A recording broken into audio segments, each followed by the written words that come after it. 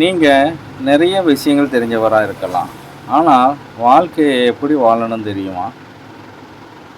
நாம் வாழ்ந்து கொண்டிருக்கும் இந்த நாட்களில் மனிதர்களாகிய நாம் ஒவ்வொருவரும் பல்வேறு துறைகளில் பல ஞானங்களையும் அறிவுகளையும் பெற்றுக்கொண்டு வருகிறோம். படிப்பின் மூலம் அறிவை பெறுகிறோம், அனுபவத்தின் மூலம் புரிதலை பெறுகிறோம், உலகத்தை பார்த்து வாழ்க்கை ஞானத்தை கற்றுக்கொள்கிறோம். ஆனால் ஒரு கேள்வி, இந்த எல்லா ஞானமும் நம்ம வாழ்க்கை பாதையை சரியான பாதையில் நடத்துதா?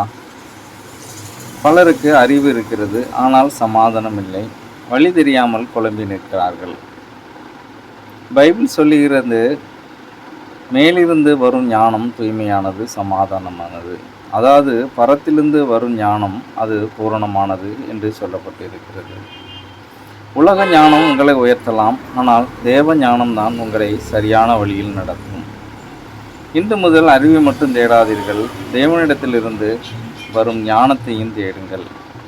அறிவு வாழ்க்கையை மாற்றாது, தேவ ஞானம்தான் வாழ்க்கையை சரியான பாதைக்கு கொண்டு செல்லும். ஆமேன்.